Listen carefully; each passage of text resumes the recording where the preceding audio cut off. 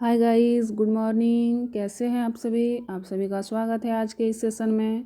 आज मैं आप लोग के लिए लेकर आई हूँ सीटेट 2022-23 के लिए ईवीएस पर्यावरण अध्ययन का प्रीवियस ईयर क्वेश्चन। और परिवार और आश्रय टॉपिक है, इसी से रिलेटेड प्रीवियस ईयर क्वेश्चन है। देखिए फ्रेंड्स, आप कोई भी टॉपिक का थ्योरी जो है कितना भी प्रैक्टिस कर लें, लेकिन जब तक प्रीवियस ईयर क्वेश्चन प्रैक्टिस नहीं कीजिएगा तब तक आपको एग्ज़ाम का लेवल का पता नहीं चलेगा। और एग्ज़ाम में आपका जो है 30 मार्क्स का एग्ज़ाम है, तो 30/30 लाने के लिए आपको प्रीवियस ईयर क्वेश्चन सॉल्व करना बहुत ही ज़रूरी है। तो आज मैं आप लोग के लिए लेकर आई हूँ प्रीवियस ईयर क्वेश्चन। तो चलिए चलते हैं क्वेश्चन की ओर। देखिए, सबसे पहला क्वेश्चन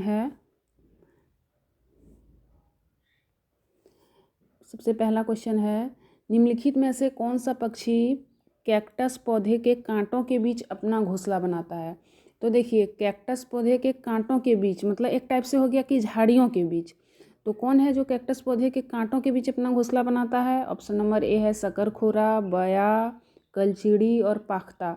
तो फ्रेंड्स, इसका राइट आंसर हो जाएगा पाख्ता। पाख्ता एक ऐसा पक्षी है जो कि अपना घोंसला जो है झाड़ियों के बीच में बनाता है और कैक्टस पौधे के कांटों के बीच। चलिए अगला क्वेश्चन देखते हैं। परिवार एक इकाई होता है जिसमें माँ, पिता और उनके 2 बच्चे होते हैं। यह कथन, देखिए एक कथन दिया हुआ है और आपको उस कथन में से 4 ऑप्शन दिया, उसमें चूज करना है कौन सा ऑप्शन जो है सटीक बैठेगा। कि परिवार एक इकाई होता है जिसमें माँ, पिता और उनके 2 बच्चे होते हैं।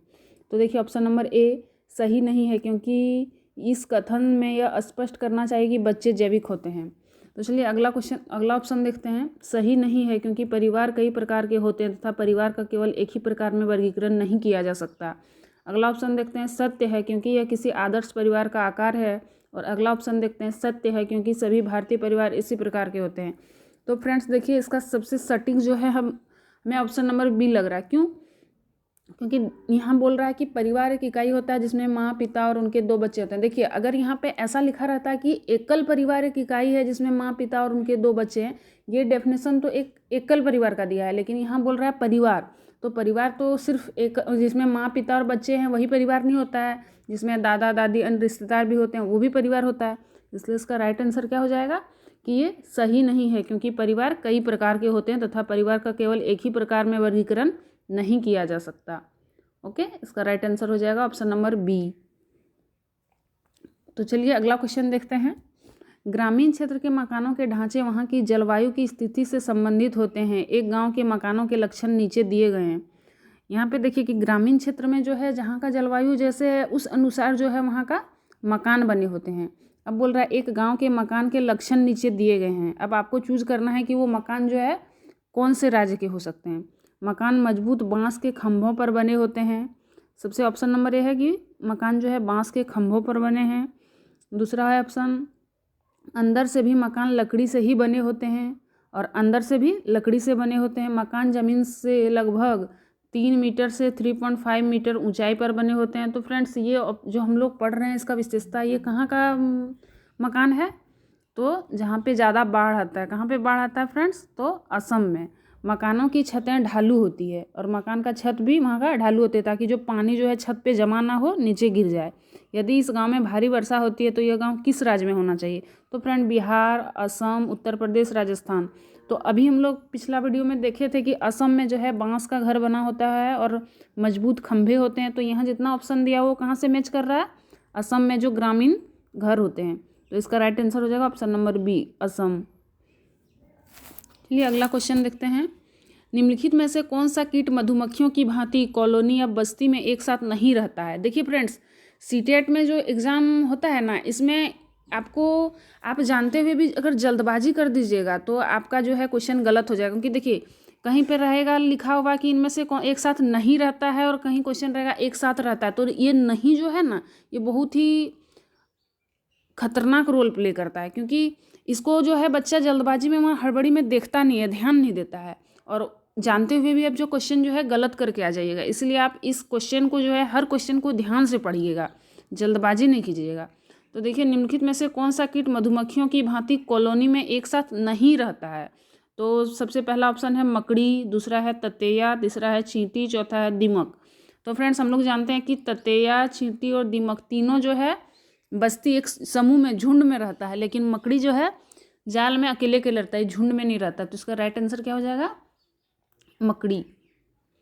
अगला क्वेश्चन देखते हैं, घरों की नीचे दी गई विशेषताओं पर विचार कीजिए। अब देखिए नीचे 4 गो ऑप्शन दिया हुआ, इसमें घर का विशेषता दिया हुआ, 5 ऑप्शन दिया हुआ।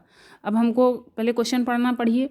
निचली मंजिल में कोई खिड़की नहीं, पेड़ के तनों की लकड़ी से बनी ढालू छतें। अगला ऑप्शन है, पत्थर के खंभों पर जमीन से लगभग 10-12 फुट ऊंचाई पर बने घर, पत्थर, गारा और चूने से बनी मोटी दीवारें, लकड़ी के फर्श। देखिए हमको 5 यहाँ विशेषताएं दिया हुआ था। अब बोल रहा है लेह और लद्दाख के घरों में ऊपर दी गई कौन सी विशेषताएं पाई जा सकती है। तो देखिए फ्रेंड्स, यहाँ पे है कि लेह और लद्दाख, तो लेह और लद्दाख का है बर्फीला इलाका है, तो वहाँ पे सबसे पहला तो घर बनता है, तो उसका निचली मंजिल में कोई खिड़की नहीं होता है। तो एक तो ऑप्शन नंबर ए चलेगा मेरा। दूसरा है पत्थर के खम्भों पर जमीन से लगभग 10-12 फुट ऊंचाई पर। देखिए 10-12 फुट ऊंचाई पर घर जो है असम में बना जाता है, बाढ़ इलाका में। और देखिए ऑप्शन डी, देखिए पत्थर, गारा और चूने से बनी मोटी दीवारें। तो जो बर्फीले इलाकों में, लेह लद्दाख में घर बनता है वो पत्थर और गारा से ही बनता है और मोटी दीवार। तो ऑप्शन नंबर डी भी राइट होगा। तो किस में है? ए और डी। देखिए इसमें जो है ऑप्शन नंबर ए में, देखिए ए नहीं है, ये तो नहीं चलेगा। इसमें भी ए नहीं है, नहीं चलेगा। अब देखिए ऑप्शन नंबर सी को, इसमें ए है, डी है और लकड़ी का फर्श। और फर्श क्या चीज़ का बनता है? लकड़ी का। तो राइट आंसर हो जाएगा ऑप्शन नंबर सी, जिसमें कि ऑप्शन सी में क्या क्या है?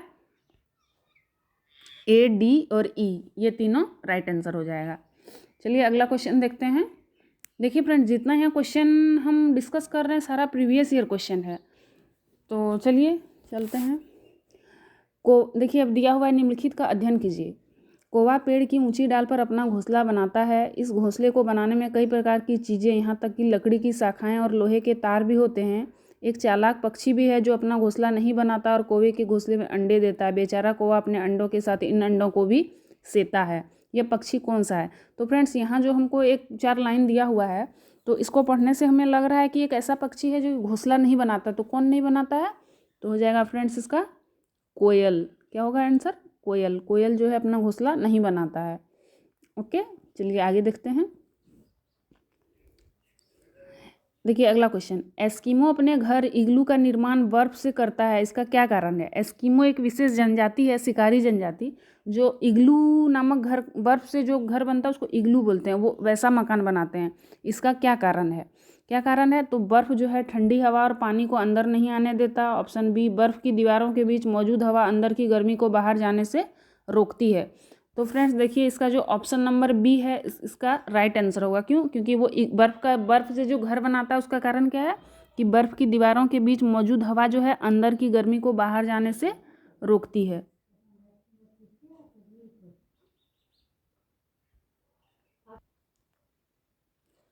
चलिए अगला क्वेश्चन की ओर चलते हैं, और अगला और अंतिम क्वेश्चन है, नीचे दिया गया पैराग्राफ पढ़िए। जिसे गांव के एक छात्र ने अपने घर के विषय में लिखा है। मैं गांव से आया हूं। हमारे गांव में अत्यधिक वर्षा होती है, इसलिए हमारे घर से लगभग 10 से 12 फुट ऊंचे बने होते हैं। इन्हें मजबूत बांस के खम्भों पर बनाया जाता है। ये घर अंदर से भी लकड़ी के बने होते हैं। यह गाँव होना चाहिए। तो फ्रेंड्स देखिए सबसे अधिक वर्षा जो होती है वो असम में ही होती है, तो इसका राइट आंसर असम होगा। क्यों? और वहाँ हम लोग जानते हैं कि बांस के खम्भों पर जो है मजबूत दीवार दे के घर को बनाया जाता है। तो इसका राइट आंसर क्या होगा फ्रेंड्स? असम हो जाएगा, ऑप्शन नंबर डी। आप लोग को आज का वीडियो अगर पसंद आया होगा तो सेशन को लाइक कीजिएगा। ओके, धन्यवाद।